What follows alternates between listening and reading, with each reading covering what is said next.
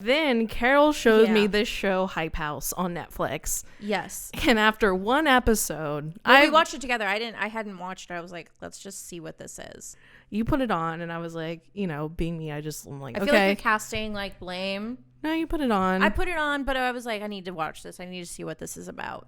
That's fine. Okay, it's just there was a little judgment in your voice. I did not. All I was saying is that I didn't choose to watch it. Why did you need to point it out though? Like, we watched it together. Why is it a problem that if you watched it, Carol, be proud of your decisions? It's fine. Like, that's who you want to be. That's your interest. I'm proud of you for having them. Hold on, I gotta put this mic down because I'm about to fucking tackle you. No, so we watched the first episode, and as soon as the first episode hit credits, she turned and looked at me and goes, "No, I get it. The world is ending." Full on, really real. And she goes, "This is end times." And not in a boomer crotchety way, because I'm not even blaming the influencers. I'm not even like looking at the people that the show is about and being like, wow, they are the cause for doom. These people are terrible. No, that's not what this is about at all. Again, there has been a shift, and I've seen it on social media. There is this complete separation from reality happening, and it's extremely strange. Seeing these kids, I mean, it's not a new concept, but seeing these kids, that some of them I have never heard of. Okay, I don't know who these people are at all. And my kids, super famous 19-year-olds, 19 and 20-year-olds, like all in their very, very young 20s. Like, they were just teenagers. Do you know what I mean? There's a dude on there named Vinny Hacker. He's super famous on TikTok, but he like Twitch games. He like games on Twitch. But he started out, and he still does, and this is what he's famous for: thirst traps. Thirst traps.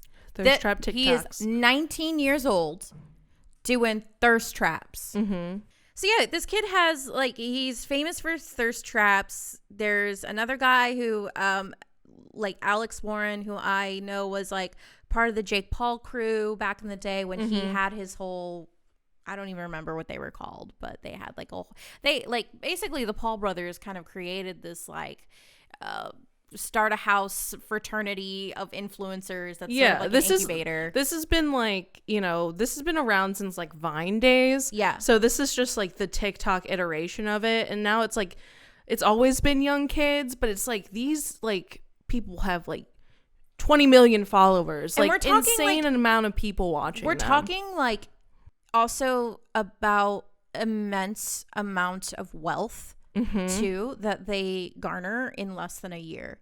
And what we know about that is, imagine being 19 and all of a sudden you can buy a Rolls Royce. Yeah.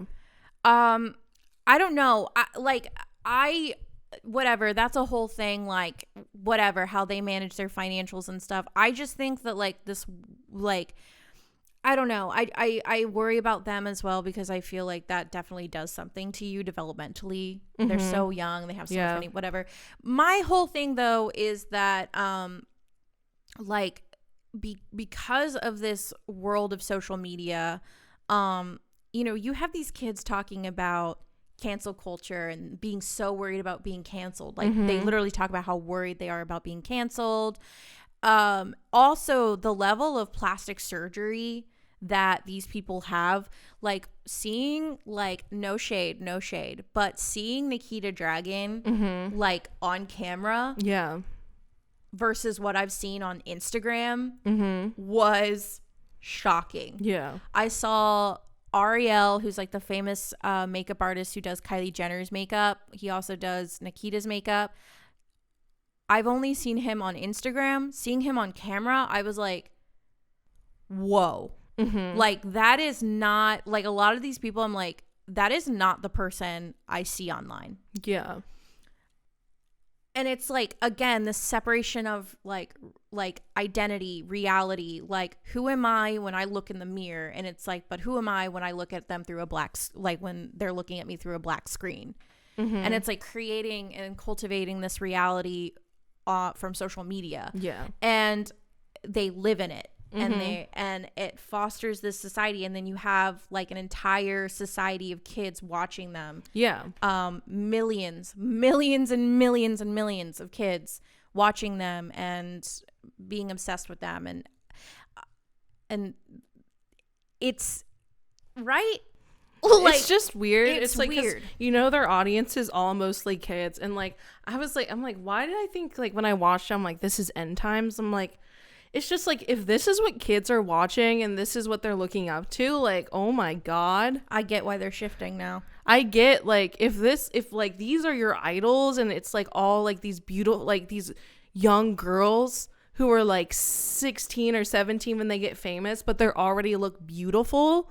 Like, I get why they're trying to shift and go to a different reality, because it's like, I imagine, like, me when I was like 15 and 12, like, oh my god, like, I would be so unhappy. Yeah. And I would not want to be here as well. So it's just like, you also have to think about, you know, like, from an adult standpoint, you're also seeing your parents probably struggle, like, through this economy or through the pandemic or like whatever else is going on. It's like, we are living in a very sort of chaotic social political climate. Yeah. And it's just like, I feel like we're getting to a place with like humanity where we're like constantly plugged in, and like now it's like such a focus in, like, at least here in the States, like, to be plugged in, and like VR is coming, like, is gonna like become really popular soon, you know, like we're getting the metaverse, and it's just like humanity is gonna go to this place where they're not gonna want to be in reality anymore.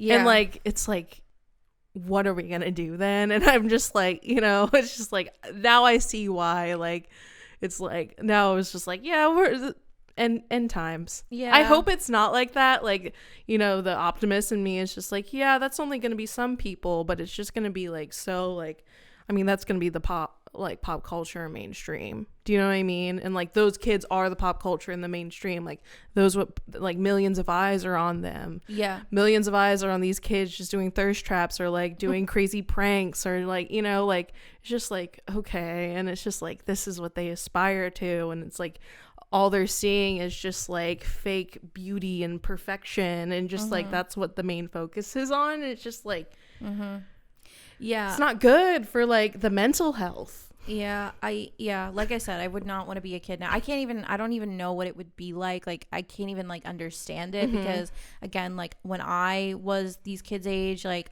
I didn't, like, we had magazines, and like, for some reason that was enough. Do you know what I mean? Like, we had magazines and MTV, and like, that was enough for us to like hate ourselves. Do you know what I mean? Yeah. I can't imagine like being like YouTube video after YouTube video, screen after screen, raised on a screen where that's where you get your validation and your dopamine. That's where it comes from.